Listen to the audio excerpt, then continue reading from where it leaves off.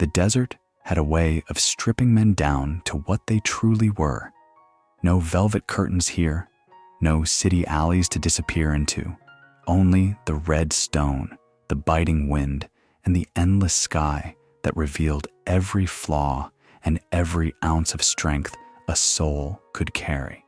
Before we step into Gideon Nash's story, before we walk the path where bullets fly, where loyalty and betrayal dance as close as shadows at dusk, I'll ask you kindly, take a moment now to like this video, leave your thoughts in the comments, and subscribe to the channel so you don't miss the next chapter of our frontier journey. Your support keeps these tales alive and lets the fire burn brighter each night we gather here together. Now saddle up. The ride begins. Gideon Nash was not the sort of man who drew notice in a crowd. At 5'6" and scarcely more than 130 pounds, he carried himself with the quiet reserve of one accustomed to being overlooked. The railroad company that had hired him called him a surveyor, a mapmaker, a man who could take the wild lines of the land and shape them into numbers and neat sketches. But among the hard men who rode west with rifles on their saddles and whiskey in their bellies, he was dismissed as fragile, bookish, too small for real work. They said he'd break under the first true test of wilderness life. Gideon, for his part, never argued. He had learned long ago that arguments carried little weight against men whose worth was measured in muscle and scars. Yet there was a fire inside him, though few ever saw it. It was the fire of a boy who had lost both parents too young, a father consumed by black lung in the coal shafts of Pennsylvania, a mother taken by influenza before her son could prove to her that her lessons had not been wasted. She had taught him that maps were more than lines, more than ink upon paper. They were stories, silent chronicles of the land and the people who lived upon it. Every ridge and valley carried memory. Every river bend whispered of old journeys. Gideon believed that if he charted carefully enough, he might preserve not just territory, but truth itself. The year was 1885, and truth was a commodity in short supply along the frontier. The Western Pacific Railroad had set its sights on pushing through Apache territory, and men in high offices spoke of progress, of shining rails that would bind the continent together. But progress, Gideon was beginning to understand, looked different depending on which side of the ledger one stood. For the railroad bosses, it meant profit, expansion, dominion. For the Apache, it meant erasure. Villages uprooted, sacred valleys carved apart, lives measured against the dollar value of timber and ore. That morning, Gideon rode at the rear of a wagon train that creaked across the dust-choked flats. The sun had scarcely risen when the attack came. Outlaws descended with the sudden fury of a summer storm, dusters flapping, bandanas tied against their faces. Gunfire cracked like lightning across the plain, screams rising in its wake. The first wagon went up in flames, dry wood catching like tinder, smoke curling heavenward. Gideon's heart hammered against his ribs as his horse reared in terror. He clung to the reins, slight body no match for the animal's fear. A bullet whined past his ear, close enough to feel the air split. For an instant, he thought of his mother's maps pinned to the wall of their tiny home, of the quiet evenings bent over paper with her steady hand guiding his. Then the horse bucked violently, and the world turned over. He fell hard, tumbling down the stony slope of a ravine, ribs screaming, earth and sky spinning together. When at last he lay still, tasting blood, the chaos above was muffled, distant. But his satchel remained strapped across his chest, the precious survey maps inside spared by chance. He staggered to his feet, broken but alive, and thought only of cover, of shadows, of safety. Yet safety was a myth on such a day. 3 riders appeared at the rim, silhouettes black against the rising sun. They came down the slope like wolves circling a lamb. The largest of them dismounted, boots crunching in the gravel, revolver heavy in his hand. "Well, looky what we found," the man drawled. "A little runt who took a tumble. What you got there, boy? Papers worth dying for?" The steel pressed against Gideon's chest, then his forehead. His mouth was dry, words rasping as he answered, "Just maps." Just ink and paper, they laughed, cruel and careless. One struck him across the face, another spit tobacco juice at his boots. They saw a small man, a weak man, a toy to torment before killing. Gideon knew the pattern. He had seen it in the coal towns back east, had felt the lash of mockery all his life. Still, he stood his ground, because there was nothing else to do. The leader cocked his revolver, lips curling in a grin that promised no mercy. Gideon thought of Denver, of the cabin he had hoped to buy, of the teaching position that would never be his. He closed his eyes and waited for the world to end. But fate had other plans. A shadow fell swift and sudden, a blur of power that struck with the force of a thunderbolt. The outlaw's wrist snapped back at an impossible angle, his revolver flying in pieces against the stone. And there she stood, Ayana. She was taller than any woman Gideon had ever seen, taller than most men. Her arms corded with muscle, her hair braided with feathers and bones, her eyes dark with fire. She moved like lightning itself, striking one outlaw across the jaw with a crack that echoed through the ravine, dropping another with a knee to his gut. When the third tried to flee, she seized him by the collar and flung him into the dirt. In moments, they were all broken at her feet, groaning or unconscious. Gideon stared up at her, breath ragged, ribs aching, the taste of blood sharp in his mouth. She stood over him like some ancient goddess of war, the sun a halo behind her, her chest rising with controlled breath. For the first time since the attack began, he felt something that wasn't terror. It was awe, and it was the beginning of everything. Gideon had scarcely found his footing again when the sound of hooves carried on the wind, steady, deliberate, unlike the ragged charge of outlaws. It was a rhythm drilled into men who had marched beneath banners, and the sight that soon broke over the rise confirmed what his ears had warned him. The blue coats of the United States cavalry, rifles gleaming, sabers clattering at their sides. Relief swept through him like a tide. For had he not been told all his life that soldiers in uniform were guardians of order, men who carried law into the wild places where none yet held sway? Yet even as his chest loosened with the breath of salvation, he felt the strong grip of Ayana's hand on his arm, pulling him toward the jagged crack of the ravine wall. Her eyes, dark and sharp as volcanic glass, bore into his with urgency. "Hide," she commanded in her low, deliberate English. "Bad men come." Gideon blinked, torn between the creed he had been raised with and the raw certainty in her tone. "But they're soldiers," he whispered hoarsely. "They'll help us." Her grip tightened until his ribs flared with pain, and her face, carved with the scars of survival, came close enough that he could feel her breath. "Quiet," she hissed, "or die."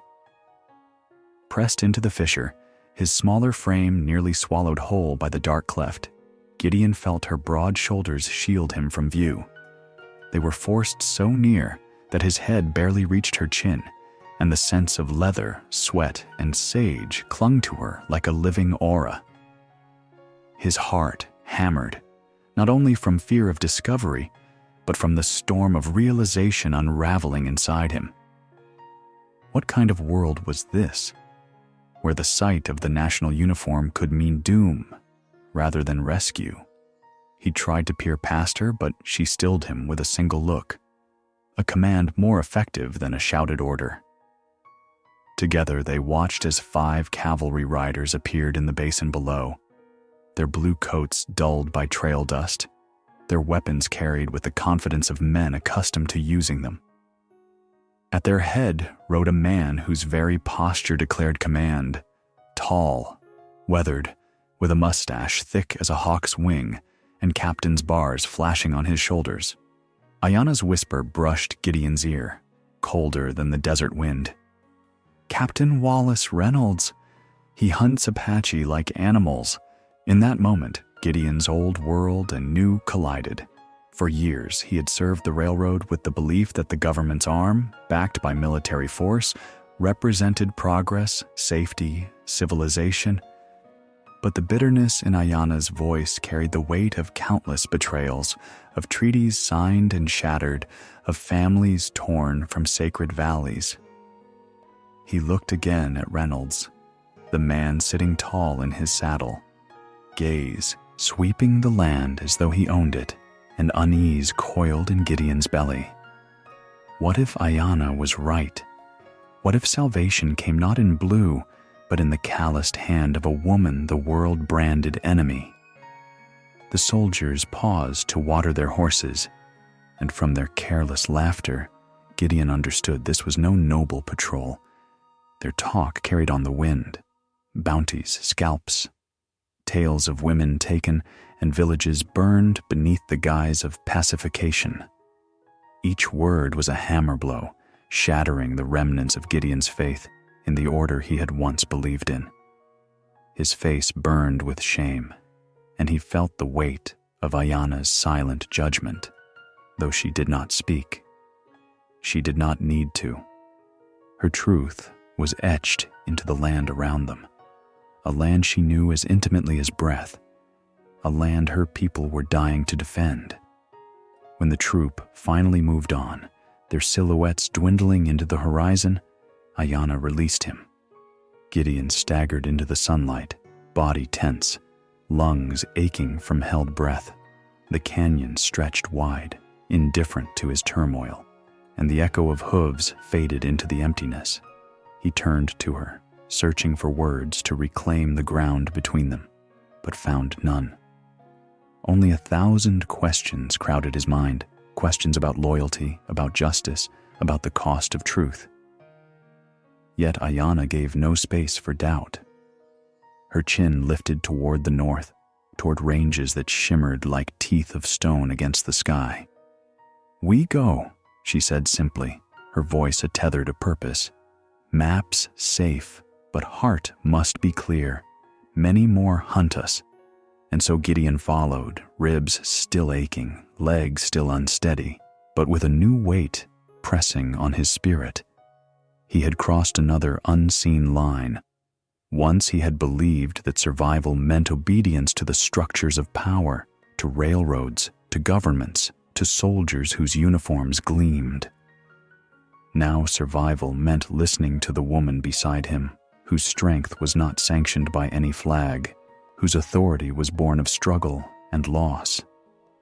She was not what the world called safe, yet in her shadow he had lived, where in the shadow of the law he might have perished. The desert spread before them, vast, pitiless, but also alive with secrets only Ayana seemed able to read. She walked with the stride of someone who belonged to it, each step deliberate, each glance measuring water, shelter, threat. Gideon struggled to keep pace, his smaller frame pushed to its limits, but he did not complain. In her silence, in the purposeful set of her shoulders, he felt steadiness he had never known. And beneath the fear, beneath the dust caking his throat, a strange warmth flickered. Something like trust, something like awe, something that whispered of destiny. The sun dipped lower, shadows lengthened, and in the red glow of evening Gideon caught her profile, sharp against the horizon. He realized then that his life had already shifted, as surely as a river changes course after a flood. He was no longer simply a surveyor, chasing wages. He was a man entangled in something greater, something dangerous, something that might consume him, and yet he could not, would not, step aside. Night pressed in after the cavalry riders faded, the desert cooling fast as if the land itself exhaled the heat it had hoarded all day. Gideon followed Ayana across the uneven ground, the ache in his ribs a constant reminder of how close he had come to dying twice in a single dawn. The stars overhead scattered themselves like cold fire, ancient witnesses to countless passages of men and women who had fought, fled, and prayed beneath their light. For Gideon, every step alongside the tall Apache woman seemed a step away from the man he had been, the book-bound surveyor who believed ink lines could tame wilderness. He thought again of his mother's lessons, that maps told stories about the people who walked the earth, and for the first time he understood those words with a clarity sharpened by blood and fear. This was no longer a tidy exercise in measurement for distant employers.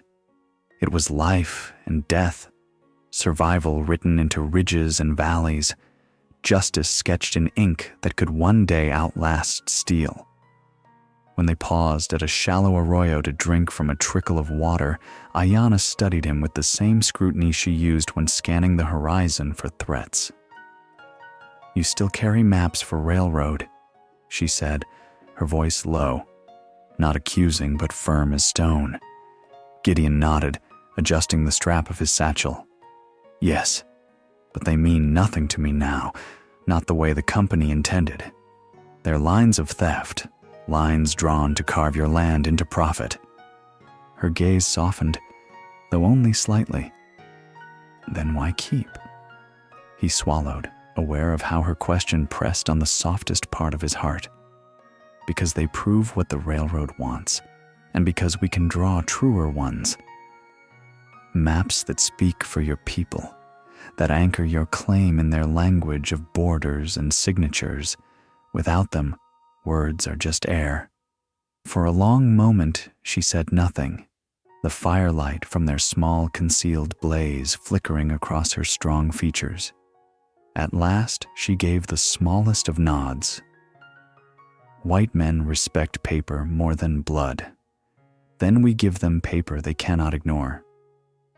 It was the first time Gideon felt her name for him, Mapman, shift from wary mockery into something steadier, almost a kind of partnership. The weight of it stirred something fierce in him, a determination he had never known.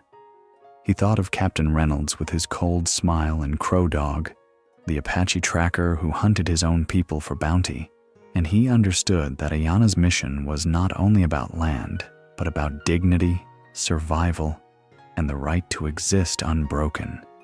His role, small though he was, could become the bridge between worlds, a frail man's mark upon parchment stronger than any bullet if wielded rightly. The next day carried them through canyons where the walls rose like cathedrals of rust and gold, echoes of their footsteps, mingling with the cries of hawks circling above. Gideon's body ached, his hands blistered from climbing, but Ayana moved with tireless grace, pausing only to show him which stones were safe to tread or where shadows might conceal a rattlesnake. Each time her hand brushed his to steady him, he felt a current pass between them, electric and grounding all at once. He wondered what she thought of him beyond utility, whether she saw in him merely a tool for survival or something more, a companion who, though fragile, chose to walk into the storm at her side. He did not yet dare to ask, nor did she offer. Her silence was as purposeful as her stride. That evening, as twilight bled purple across the mazes, they found shelter in a shallow cave. Ayana gathered brush for a hidden fire, while Gideon spread his maps across the stone floor, the flicker of flame painting the lines with life. She crouched beside him, her dark eyes following his pencil as he traced borders, marking valleys rich with water, plateaus sacred to her people, hunting grounds that had nourished clans for centuries. "Here," she said, pointing with a calloused finger to a jagged range. "Springs. Spirits of ancestors." No railroad should cross. Gideon added the mark carefully, reverently. In that moment, he realized he was no longer drawing for wages, but bearing witness, transforming lived memory into evidence that could not be erased by greed. Yet shadows clung close. Scouts loyal to Reynolds prowled the land, and Crow Dog's name carried on whispers like a curse.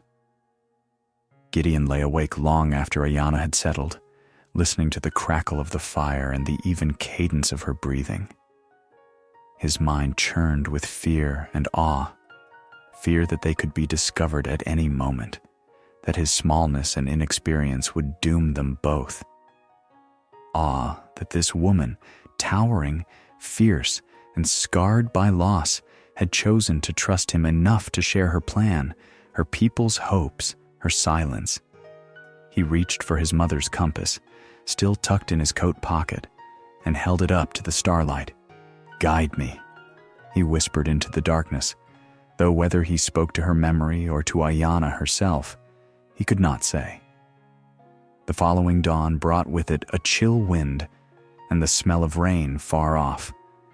Ayana woke him with a nudge of her boot, her expression unreadable but her voice certain.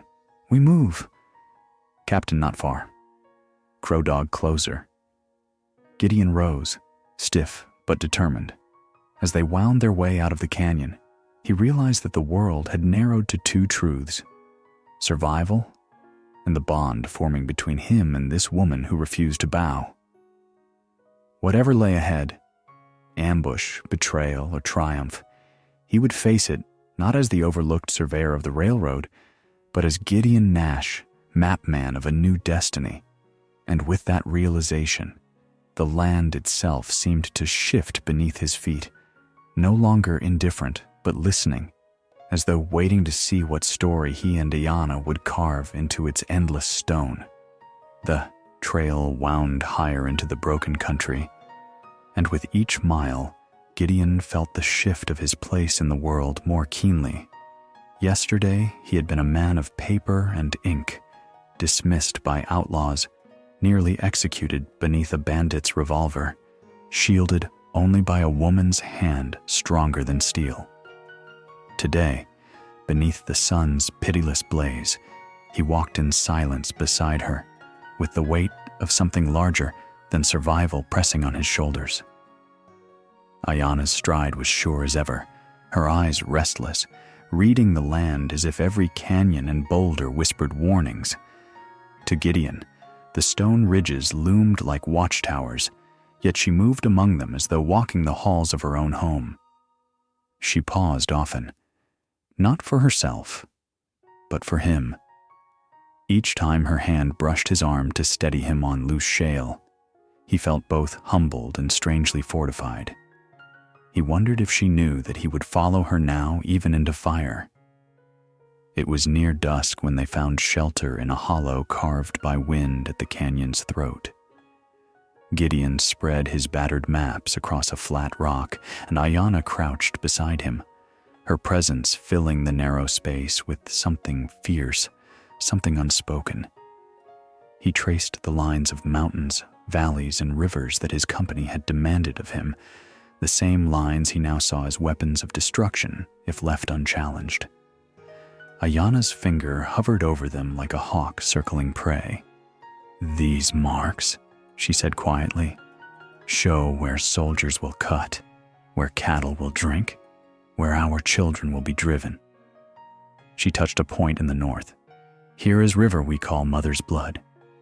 If they dam, valley dies." Gideon swallowed hard, adding her words in the margins. "Then we will mark it," he answered, "and in Washington they will see these are not empty plains, not wasteland to be parceled, but land lived in, land sacred." For a moment she regarded him with something deeper than approval, something close to trust. As night gathered, a storm whispered along the ridge, its wind carrying scents of rain and faraway lightning. The small fire they lit flickered against Ayana's face, shadows sharpening her high cheekbones, deepening the fire in her eyes. Gideon sat opposite her, his ribs sore, his hands raw from rock and rains, yet his mind alive as never before. "I used to think maps were for commerce," he confessed, voice low. "Rails, mines, roads, a way to conquer. But now I see they can also protect if made true." She listened without interruption, but when he faltered she spoke, her voice like stone ground smooth by water. "Map man begins to see. Apache fight with bow, with rifle, but white men fight with paper. Treaties, surveys, laws written in language not ours. If we do not write our truth, their lies become truth."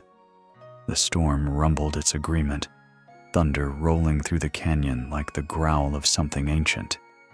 Sleep was uneasy. Gideon lay on his bedroll, staring at the ragged hole in the sky that the storm left behind, stars bleeding back into view. Beside him, Ayana rested, her knife within reach, her breathing even, calm, as if she could find peace even on the edge of war. Gideon envied it. His mind churned with memories of Denver, the promise of a teaching post, the dream of a cabin safe from violence. That man felt far away, a shadow he could no longer inhabit. Instead, he thought of Ayana, of how she had stood like a living shield against outlaws and soldiers alike, of how she had pressed her finger to the map and changed its meaning with a single word. He had believed himself too small to change anything. Now he was no longer sure. Perhaps small men could mark the world in ways larger men overlooked. At dawn, they were on the move again, following trails only Ayana seemed to see. Her instincts were uncanny.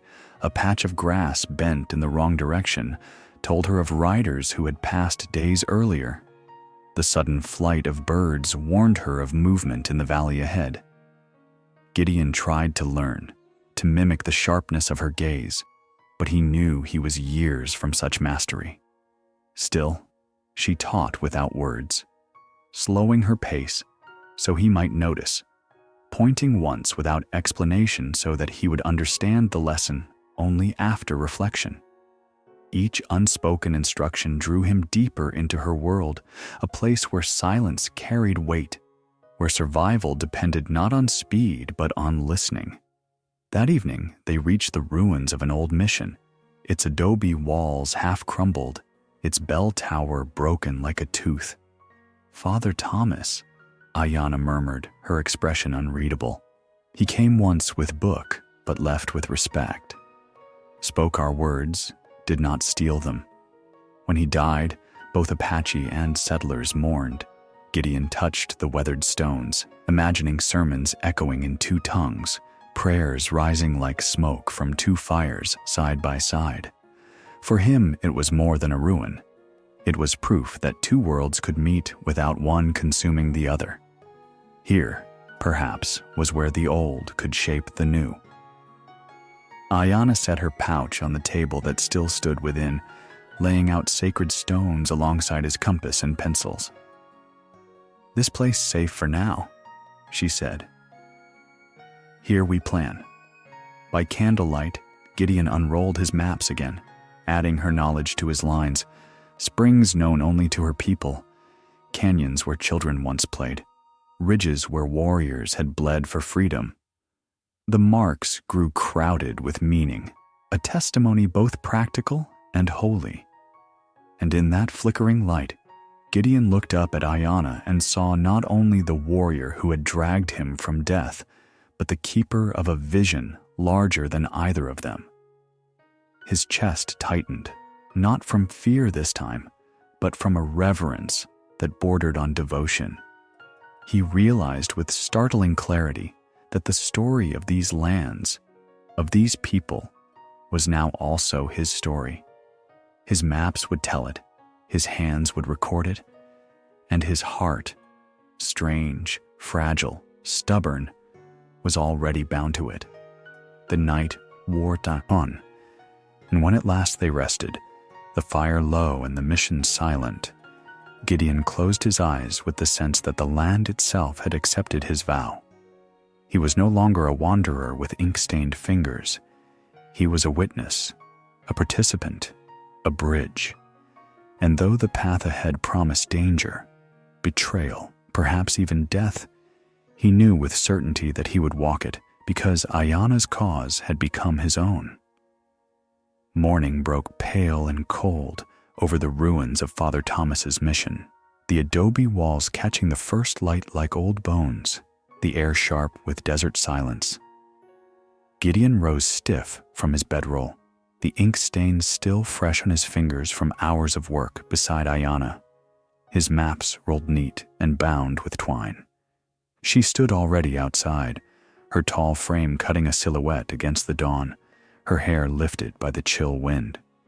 When she turned toward him, her eyes carried something deeper than fatigue, an urgency, the kind of knowing that storms were near, though skies were clear. "We go," she said simply, and he understood there would be no argument. The respite of the mission had been brief, too brief. What lay ahead would test them harder than anything yet endured. They struck north, climbing out of the valleys into sharper country where stone teeth gnawed at the sky. By midday, they reached a high ridge where smoke rose faint in the distance, curling like a warning finger. Ayana crouched low, eyes narrowing. "Camp," she murmured. "Our people." Gideon followed her gaze, heart lifting at the sight of clustered shelters, the thin sound of children's voices carried on the wind, but her voice had not softened. "Crow dog hunts. Soldiers follow." The weight of her words turned his relief into dread. They descended carefully, their steps deliberate, until the shapes of people came into view. Families gathered, warriors sharpening blades, elders murmuring prayers. It was a stronghold, but Gideon could feel the fragility threaded through it. The canyon walls hemmed them in, a sanctuary that could just as easily become a trap. It was there he first laid eyes on Running Eagle, chief of Ayana's people, a man whose presence seemed carved from the same stone as the land. His hair, streaked with silver, fell long over his shoulders, his stance proud though weary. When Ayana approached, their foreheads touched in silent greeting, and Gideon felt like an intruder on a sacred moment. Yet Running Eagle's gaze turned to him with clear recognition. "This the map man?" he asked in careful English. Gideon swallowed, then nodded. "I am Gideon Nash." The elder's eyes measured him, not with scorn, but with a solemn weight. Small, but hands steady. Heart may be steady also. We will see Gideon flushed, uncertain whether to feel honored or rebuked. Ayana's expression softened faintly, as if her respect for him had just been affirmed by the only man whose judgment mattered. The day became heavy with preparations. Gideon worked with his satchel open on a stone slab, sketching boundaries as Running Eagle and Ayana pointed out sacred valleys, seasonal camps, hidden springs. Each mark was a story, each line a lifeline. Yet overhead, vultures wheeled in lazy circles, and the air itself seemed to tremble with unease. When scouts returned near dusk, their faces drawn tight, Ayana did not need translation. "Soldiers," she told Gideon grimly. "Captain Reynolds." And Crow Dog with him. The name was a knife in her mouth. Gideon's stomach knotted. He imagined blue coats flooding the canyon, rifles blazing, and the families here. Women, children, elders, caught in the slaughter. The attack came sooner than expected. The first shots cracked before the moon had risen, echoes bouncing like thunder against stone. Screams rose, orders shouted in English, war cries answering in Apache. Gideon ducked instinctively, the satchel clutched against his chest. But Ayana had already drawn her rifle, standing tall against the storm of violence. Running Eagle's voice carried, deep and unyielding, rallying his people. For one terrible heartbeat, Gideon thought perhaps they might hold, that the canyon walls could be their shield. But then he saw the glint of sabers higher on the ridge, soldiers pouring down from both sides, Crow Dog's lean figure moving like a shadow among them, directing, betraying. The stronghold was no sanctuary. It was a cage. In the chaos, Gideon stumbled to Ayana's side, his heart hammering, breath raw in his throat. "We can't fight them all," he cried. She fired once, dropping a soldier in mid-charge, then turned to him with eyes blazing. "We fight because we must." Running Eagle appeared beside them, blood on his sleeve, his face alight with fury and resolve. He placed a hand on Gideon's shoulder, heavy as iron. "Map man, you carry our hope. Do not let it fall into enemy hands." His gaze shifted to Ayana, and something passed between them too swift for Gideon to catch. Then the elder charged forward, his war cry echoing, a lion's roar against the storm. What followed blurred into fragments. Smoke, firelight, the clash of steel, the echo of hoofbeats. Gideon saw Running Eagle fall beneath a soldier's blade, saw Ayana break through the line to reach him, too late. Her scream was not of pain but of rage, a sound that froze even Gideon's blood. She fought like a whirlwind, each strike a prayer and a vengeance, until Gideon, trembling, pulled at her arm. "No," he shouted. "If you stay, you die, and his vision dies with you." For a moment she resisted, her body trembling with the urge to kill or be killed. But then her eyes found his, and something in them shifted. Pain, fury, but also recognition of duty, of the larger fight. With a growl torn from her soul, she turned, dragging Gideon with her into the labyrinth of stone. They fled the canyon under the cover of smoke, hearts pounding, the sound of death still ringing in their ears.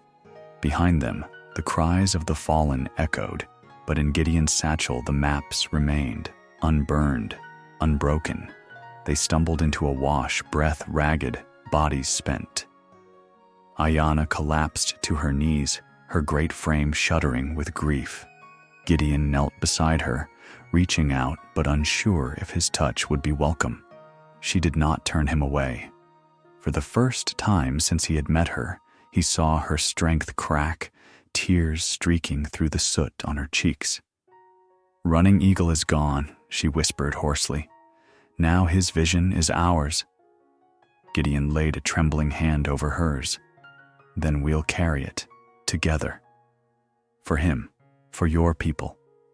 The night stretched endless, but in that vow, beneath the stars that had watched over countless losses and endless courage, Gideon felt the weight of destiny settle upon him like a mantle. He was no warrior, no chief, but he had become something else, a keeper of truth, bound by ink, bound by love, bound by a promise that could not be broken, even by death. The canyon still echoed with the memory of Running Eagle's cry when Ayana pulled Gideon through the smoke and darkness, her grip fierce, her breath ragged, though she would not slow. Behind them, the clash of rifle fire and the thunder of horses reverberated like a storm locked in stone walls, every sound a reminder of what they had left behind and who they had lost. Gideon's chest ached, not only from the run but from the vision burned into his mind. Running Eagle falling, Ayana's scream tearing the night, the sudden severing of a life that had stood like a mountain. The canyon's stronghold was no more, scattered to fire and ash. Yet as the night wind carried the smell of gunpowder and blood, Gideon felt the satchel against his ribs and clutched it tighter. It was more than paper inside.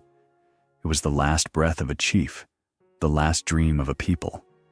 They stumbled through the jagged wash until the world widened again, the canyon's prison giving way to open country, where stars burned high and merciless.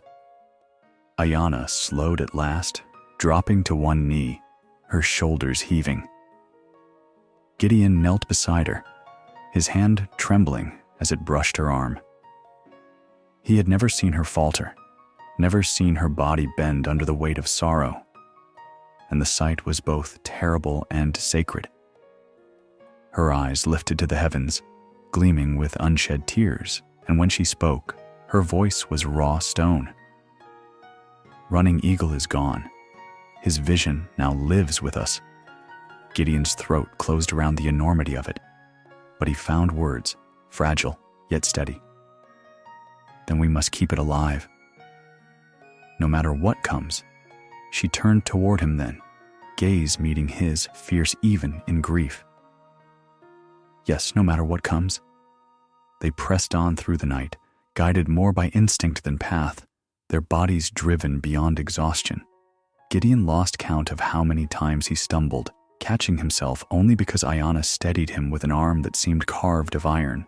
Once, as they climbed a ridge, he nearly dropped his satchel, but she seized the strap before it slipped, thrusting it back against his chest. "Never let go," she said, her voice sharp as a blade. "These maps are breath of our people." He nodded, ashamed at his clumsiness, yet grateful beyond measure. He could no longer tell whether his survival depended more on her or on the fragile papers he carried. Perhaps both. By dawn, they reached the husk of another ravine, where a stream trickled weakly among stones. They drank, washed the soot from their faces, and shared what little food Ayana carried in her pouch, dried berries, strips of venison tough as leather. Gideon chewed slowly, his ribs throbbing, his body bruised, but his mind sharper than it had ever been. He thought of the maps rolled neat within the satchel, of the pencil lines he had drawn under Ayana's watchful eye, and of the truths they carried. Truths that could one day be laid bare before senators and judges, truths that might shield valleys and springs from being swallowed by the railroad's hunger. It was no longer ink to him, no longer lines. It was survival. It was blood. But the storm had not passed. Scouts whispered on the wind, and Ayana's keen ears caught every sign. Hoofbeats faint against distant stone, the harsh cry of a hawk circling where men might be moving. Crow Dog had not let go of his prey, nor had Captain Reynolds, whose pride would never allow defeat. Each hour brought the threat of discovery. They needed time, distance, safety enough to think and to plan. That night, as the moon rose thin and sharp as a blade, Ayana spoke the decision neither wished to make. "We must split." Gideon's heart lurched. "Split?" She nodded, her face grave, her voice unwavering. "Too many hunt us. Together, trail is clear. Apart, harder to follow. We meet again, Father Thomas's mission, 3 days." He stared at her, the thought of separation cutting deeper than he expected. "Alone I'll be lost." She shook her head, laying a calloused hand over his. "You are map man. You find way. You carry lines, carry truth. You must keep it safe, even if I—" She broke off, but her meaning was clear. Gideon's throat tightened. "No," he said fiercely. "I won't abandon you." "Not now." Her eyes softened then, just for a heartbeat, and she leaned closer until their foreheads nearly touched. "Not abandon. Protect. We meet again, or vision dies." He wanted to argue, wanted to plead, but the weight of her gaze silenced him. She was not asking. She was entrusting, and in that entrusting was a bond deeper than words. At last he nodded, though his chest burned with dread. 3 days, he whispered, at the mission. She pressed something into his palm, then, a small stone carved with a spiral, worn smooth by generations of touch. "Spirit stone," she said. "Carry, remind you of promise." His fingers closed around it, the warmth of her hand lingering. He tucked it into his pocket beside his mother's compass, feeling the two talismans pressed together like anchors of his past and present. At dawn, they parted. Gideon watched her stride away across the ridge, her tall form growing smaller against the rising sun until the land swallowed her. Alone, he felt suddenly hollow, the silence of the desert immense. Yet he did not falter. He set his compass by the mission's direction, adjusted the satchel against his sore shoulder, and walked. Each step echoed with her words, her command, her trust. He was no warrior, no chief, yet he bore something as heavy as any weapon, the faith of a woman who had chosen him to carry the hope of a people. And though fear gnawed at his belly, though his body trembled with weariness, Gideon Nash felt a flame rise steady in his chest. For her, for Running Eagle, for the maps that might carve truth into a world built on lies, he would walk. He would endure. He would meet her again beneath the crumbling walls of Father Thomas's mission. And when he did, nothing, not Reynolds, not Crow Dog, not the hunger of railroads, would break the promise forged in the ashes of the canyon. The days that followed their parting stretched long and merciless, the desert seeming emptier without Ayana's shadow to measure against the horizon. Gideon pressed forward with compass and stone in pocket, the satchel heavy on his back, every step echoing with the weight of the promise he had made. At night, when the wind scraped dry grass across stone and coyotes howled in the far distance, he would turn the small carved spiral Ayana had pressed into his hand and whisper her name like a prayer. He had never felt so small in a world so wide, yet never so bound by purpose. Alone, each sound seemed a threat, each gust of wind a whisper of Crow Dog's approach. But the thought of the mission, of her waiting, of her faith in him, pulled him onward through hunger, exhaustion, and fear. It was near sunset on the third day when he stumbled across the trail of two pack mules, their prints fresh in the sand, their stride steady. His heart leapt. Civilization, or at least the chance of it, was near. He followed, though caution gnawed at him, until he came upon a camp in a shallow basin, where two men sat by a fire, their faces worn by sun and trade.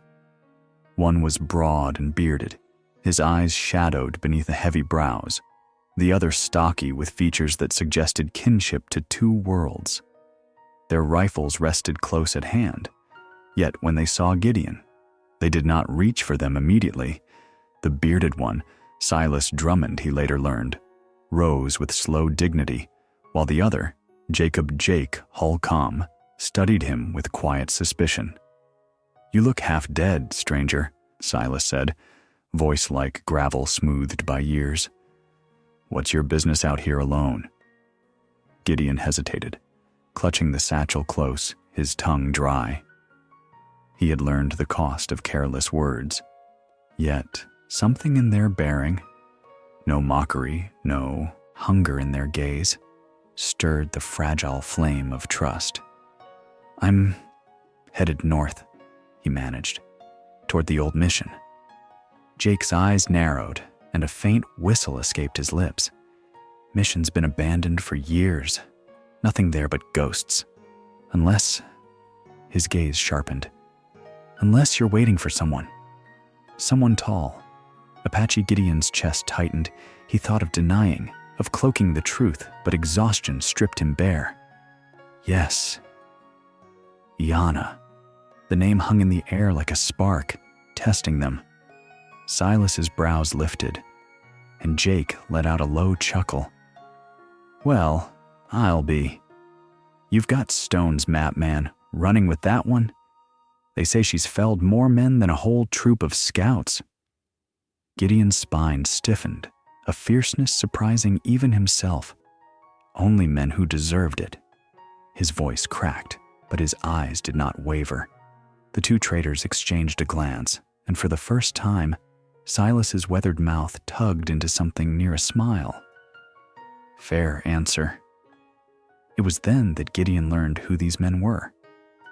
For over a decade, they had run trade routes across the territory, dealing not only with settlers and forts, but with the Apache themselves, fairly honestly with respect. Unlike most traders, they had not cheated or stolen, and in return, they had earned something more valuable than profit: safe passage through lands that swallowed others whole. Silas spoke slowly as they shared their jerky and hard bread with him, his words carrying the weight of many winters. "The trick is simple. Treat people like people. Trade fair. Don't meddle in what isn't your business.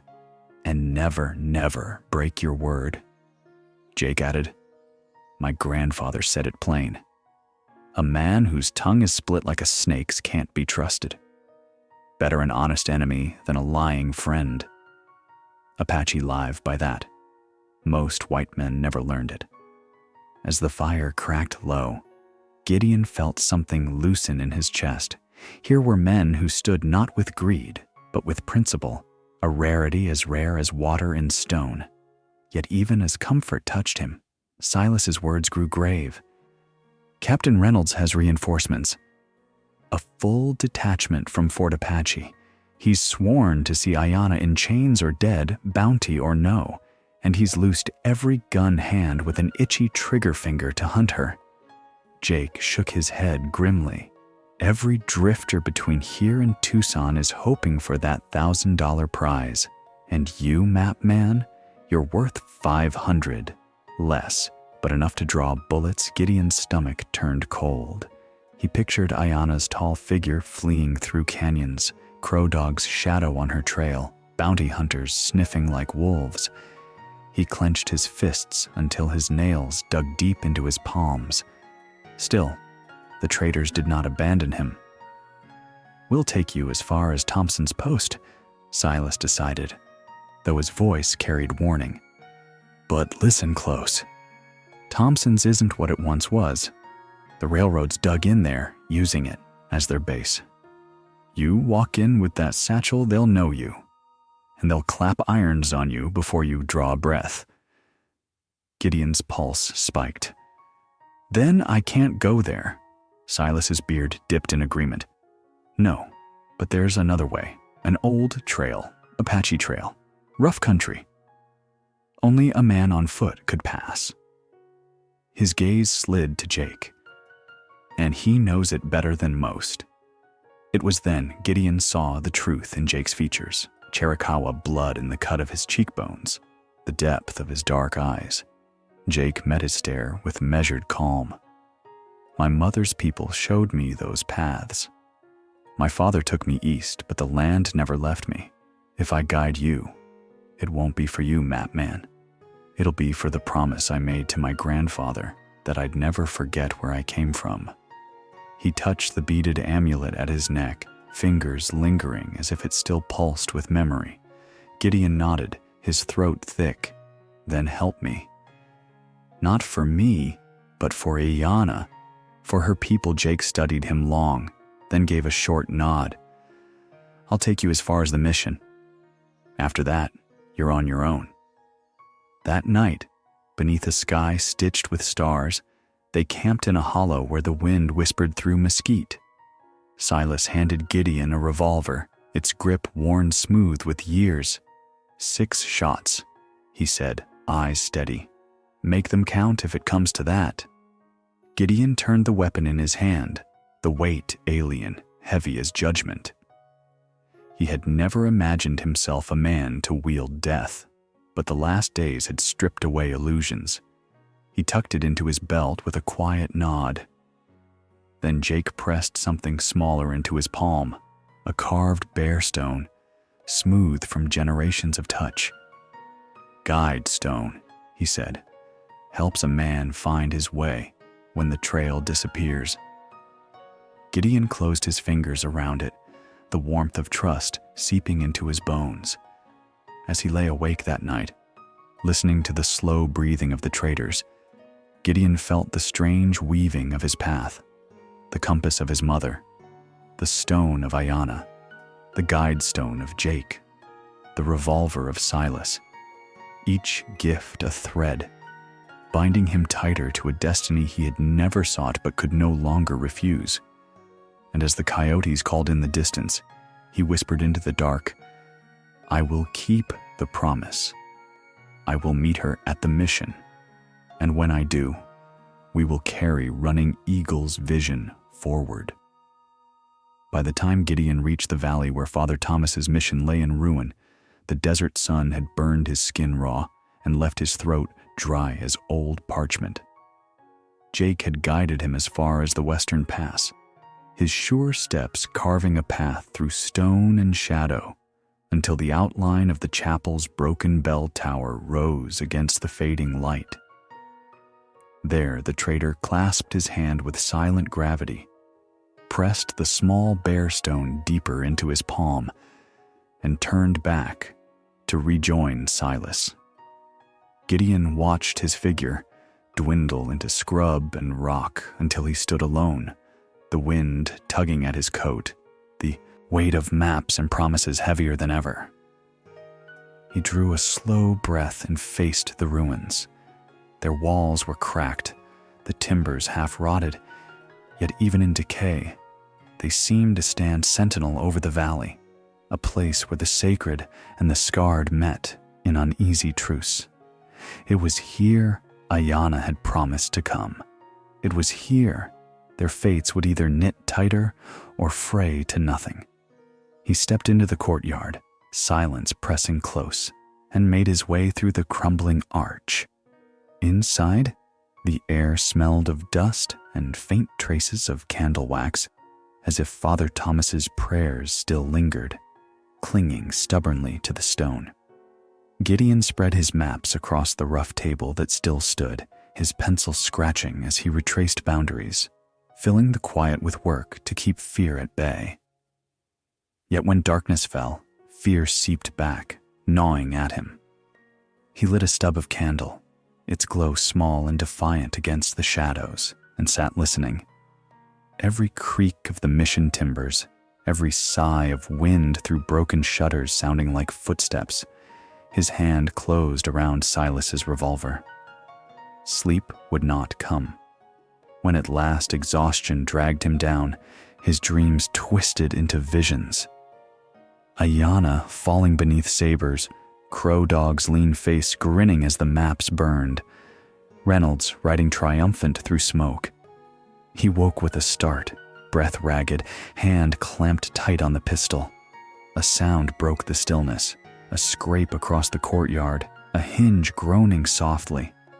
Gideon's heart slammed against his ribs.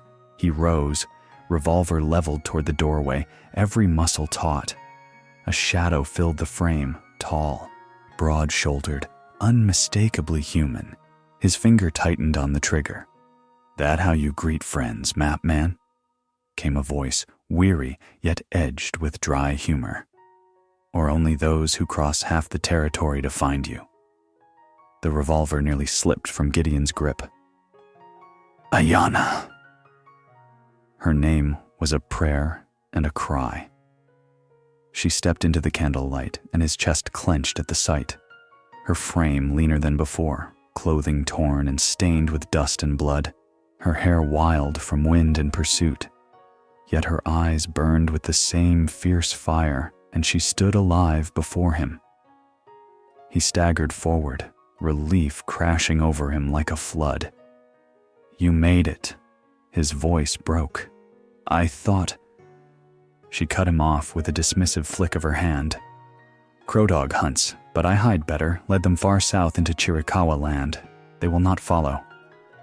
She crossed to the window, scanning the sky, paling toward dawn. Some escaped. Many did not. Running Eagle is gone. I carry his spirit stone now.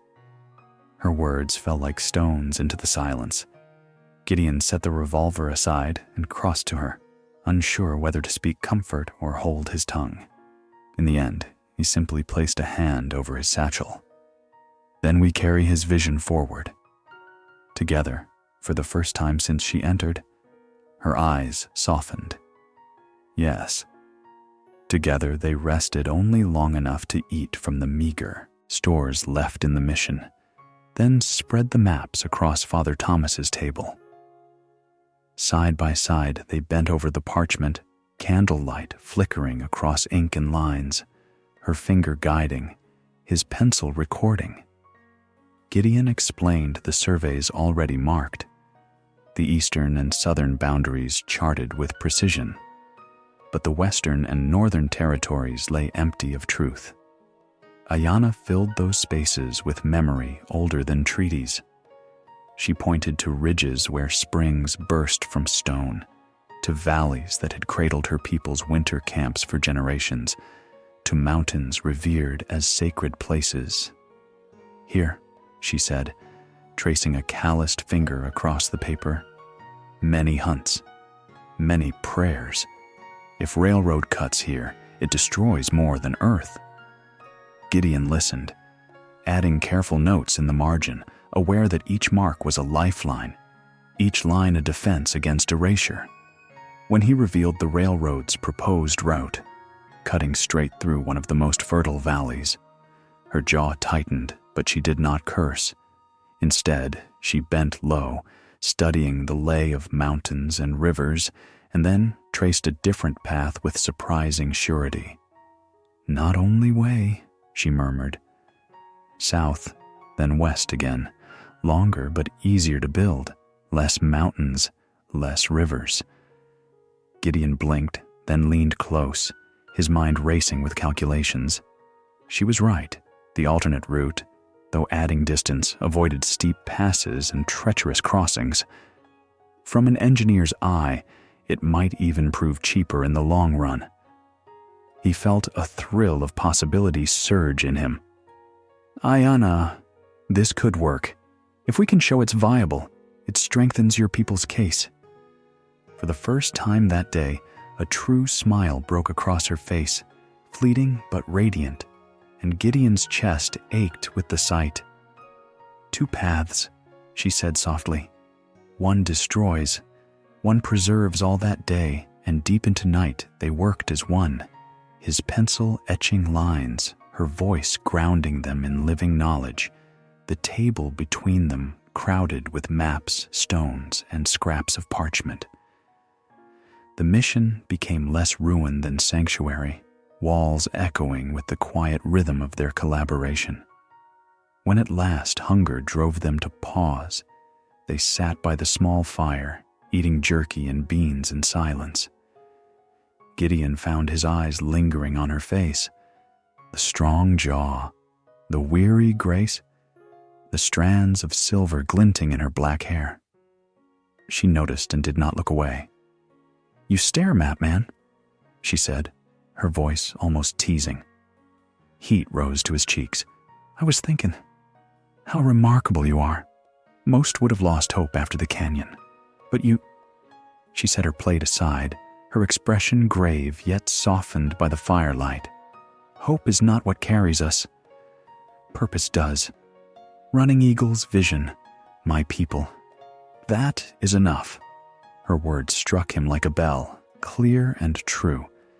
He thought of all the men he had known who boasted of ideals, yet abandoned them when the winds turned rough. And here was Ayana, who had lost more than he could fathom, yet still pressed forward with unwavering resolve. That night, when sleep finally came, Gideon dreamed not of fear, but of maps glowing with light, their lines alive with the spirit of a people who refused to vanish. He woke before dawn, Ayana already standing guard at the courtyard, her silhouette black against the rising gold. The mission walls shone like a beacon, and Gideon knew then he was no longer merely a surveyor.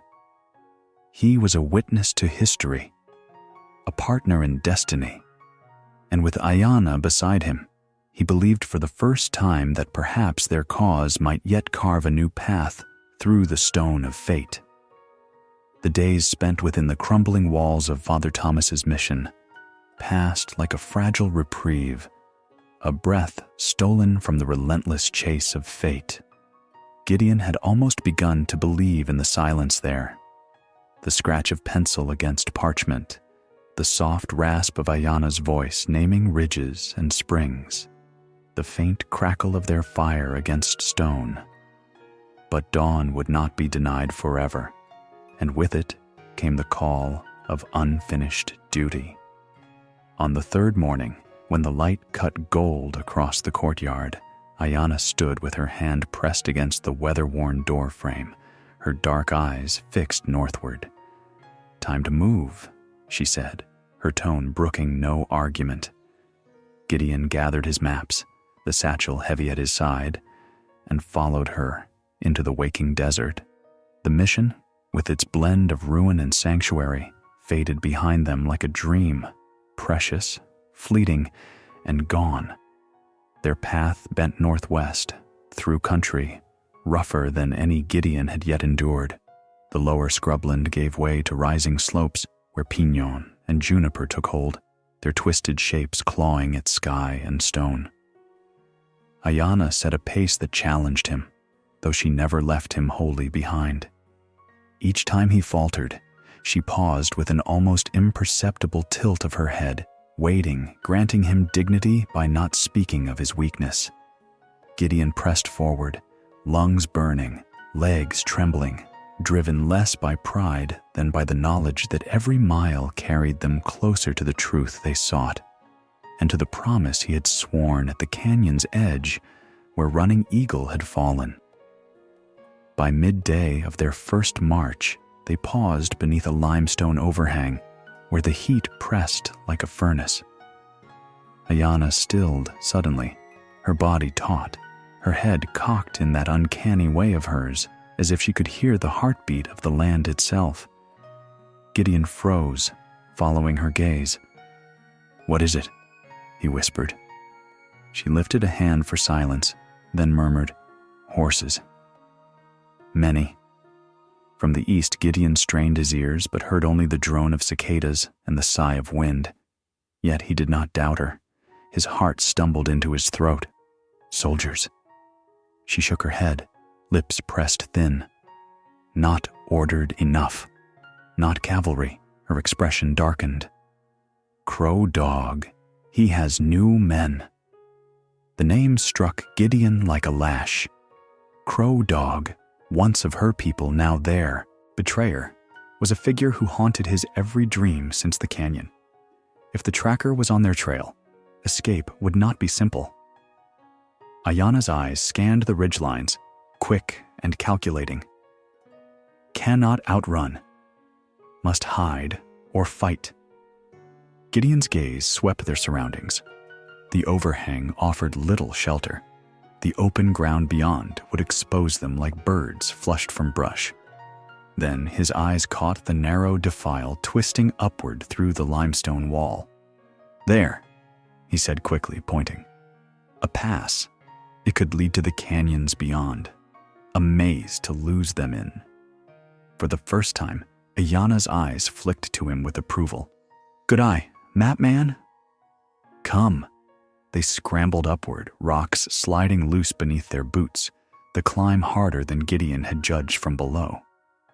Sweat stung his eyes, his ribs flared with pain, but Ayana moved like flowing water, sure-footed, even under the press of urgency. By the time they reached the defile, the distant sound of hooves had become audible even to Gideon, thudding like war drums across the stone. The passage narrowed until they were forced to walk single file, sheer walls rising on either side like the jaws of some ancient beast. Gideon's heart hammered at the thought of being cornered here, but Ayana strode on fearless, her knife glinting briefly as she tested the shadows ahead. When at last the defile opened, the sight stole Gideon's breath. Before them stretched a labyrinth of canyons and arroyos, a vast maze carved by centuries of wind and rain. It was beautiful, wild and bewildering, perfect for escape or for entrapment. Ayana's lips curved into the faintest shadow of a smile. Crow Dog must split his men to search. Many paths, many places to hide. She pointed to a dry stream bed winding deeper into the maze. We follow this. Walk on stone where possible. Leave no sign. For hours they wove through the tangled canyons, Ayana teaching him tricks to mask their passage, walking backward in their own tracks, brushing signs with branches, treading only on rock. Gideon marveled at her cunning, her every motion steeped in knowledge born of generations. His own body quivered with exhaustion, yet each glance at her broad shoulders and steady stride gave him strength. They paused only when darkness fell, finding refuge in a small cave formed by a tumble of boulders. No fire was lit, only silence and the cold embrace of night. Gideon shivered in his coat, teeth clattering despite the still air. Ayana watched him a long while before settling beside him, her warmth radiating like a hidden fire. Body heat, she explained simply. Survive cold night. He leaned against her without shame, the heat of her presence seeping into his bones. It was there, in the darkness, that she asked the question he had not expected. Why mapmaker? Her voice was quiet, almost curious. Gideon blinked, startled, then found his voice. My mother. She loved geography, filled our home with maps. She taught me they were more than marks on paper. They were stories of land and people. After she died, making maps kept me close to her. He paused, then added bitterly, I thought the railroad was progress, thought I could serve a greater good. Now I see it was theft dressed as destiny. Ayana's eyes gleamed faint in the starlight. Now you learn. Progress depends on who tells the story. We tell ours, or theirs will erase us. Her words settled deep into his heart. They lapsed into silence again, but this time it was not heavy. It was shared, a quiet bond forged in confession and understanding. Gideon lay listening to the steady rhythm of her breathing, his fears dulled by the strange comfort of her presence. His last thought before sleep claimed him was how extraordinary it was that a man so small and overlooked might find himself entrusted with such a burden, and that the woman who carried the strength of mountains would allow him to share it. Yet peace was fleeting. At dawn, Ayana's hand pressed firmly across his mouth, her eyes wide with warning.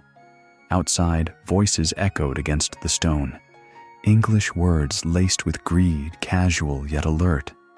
Search every cave, one said. Crow Dog wants them found. 1,000 for the woman, 500 for the little map rat. Gideon's blood ran cold. They crouched in the shadows, weapons in hand, waiting as footsteps approached. The hunt was not over. It had only begun.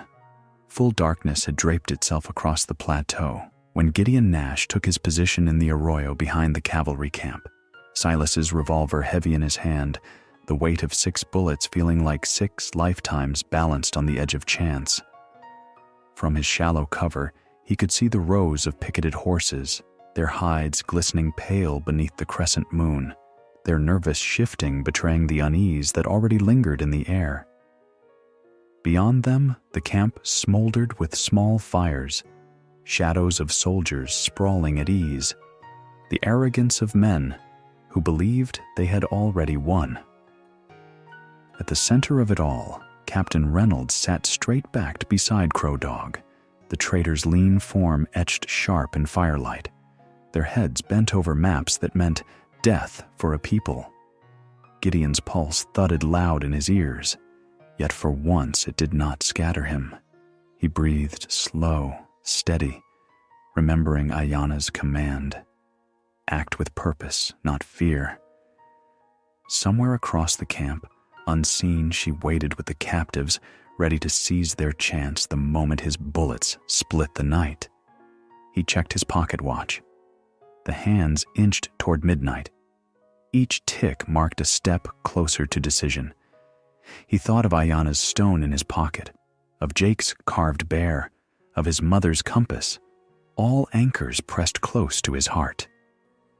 "Guide me," he whispered into the stillness, not to any god he knew, but to the land itself, to the ancestors Ayana spoke of, to the memory of Running Eagle, whose vision had brought them this far. Then, as the hand struck 12, he raised the revolver and squeezed the trigger. The shot cracked like thunder, ricocheting off canyon walls. Horses screamed and reared, ropes snapping, hooves thrashing the earth. Before the echo had died, Gideon fired again and again, each bullet stitching chaos through the ordered lines. Men cursed, scrambling to calm their mounts, but panic spread swift as wildfire. Horses broke free, bolting into the night, their stampede scattering soldiers in every direction. Gideon fired a fourth shot, then a fifth, spooking the last of the tethered animals until the camp was a maelstrom of flying hooves, dust, and shouts. He kept the final bullet in reserve, heart hammering, then slipped back into the arroyo, crawling low as Reynolds's furious voice bellowed orders above the din. Search parties scattered to hunt the shooter. Every man they sent for him was one less guarding the captives. It was working.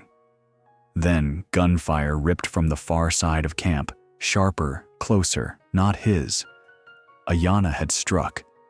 Gideon froze, listening, his heart clenched with both terror and awe. War cries echoed through the night, fierce, high, alive. The captives were fighting back. Ayana had armed them, turned the tide. Gideon rose, stumbling through brush and shadow toward their rendezvous point, the jagged silhouette of a rock formation a mile northwest. Shots rang behind him, voices cursed, but he pressed on, lungs burning, legs weak yet unyielding.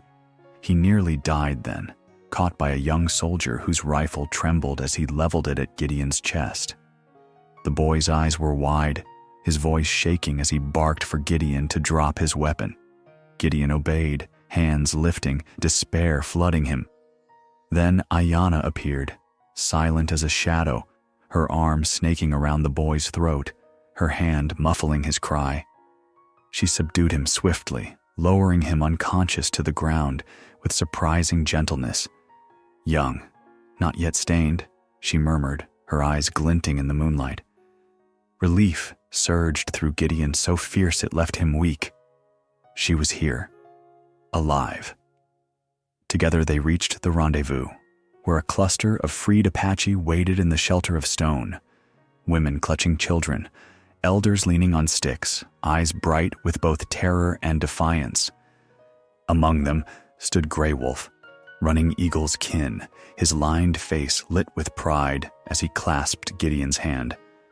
"Small Mountain," he called him, his English rough but sure. "Looks easy, but strong. Endures." The words struck Gideon deeper than any title he had ever dreamed of earning. For once, he did not feel small at all, but the danger was not gone. Scouts were already combing the plateau, their torches bobbing like hungry stars. With Crow Dog driving them, pursuit would not falter. The group pressed north, guided by Ayana, toward cliffs that concealed an ancient cave system. Every step was agony for Gideon's body, but his spirit burned steady.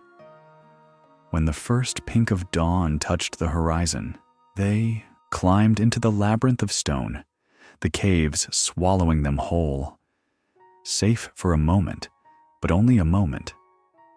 Inside, the air was cool, damp with hidden springs. The refugees settled in the largest chamber, exhaustion etched in every line of their faces. Ayana stood tall among them, her rifle across her shoulder, her presence a shield. Gideon spread his maps on a flat rock, candlelight flickering over the lines they had drawn. The work must continue, even here, even hunted. For the maps were not mere drawings. They were the promise of survival, the testimony of a people refusing to vanish. Grey Wolf watched with sharp eyes, nodding once. "Your marks will outlast their bullets," he said. Gideon felt the truth of it like fire in his veins, yet the echoes of pursuit already reached them, boots on stone, voices sharp, the metallic clatter of rifles. The caves would not protect them long. Ayana drew Gideon aside, her forehead pressing briefly against his in a gesture both intimate and resolute. "You think like Apache now," she said. "Highest compliment. Be careful, Mapman. Still need you." Her breath lingered warm against his skin, and for a moment Gideon forgot the weight of war, forgot even the maps, lost only in the truth of her words. The battle that followed was chaos in stone. False trails, ambushes, warriors melting into shadows to mislead their hunters. Gideon labored with the elders and children, guiding them toward the high exit Grey Wolf spoke of, his small frame nimble on the narrow climb. When at last Ayana appeared below, covering their retreat with rifle fire, Gideon nearly wept with relief. He reached down, seized her wrist and pulled with all the strength in his slight body until she scrambled over the ledge beside him, breathless and fierce. Bullets sparked harmlessly against rock, but they were free, the plateau stretching before them. They fled into the night, their figures swallowed by the vast desert sky, the stars bearing witness as they had for countless generations.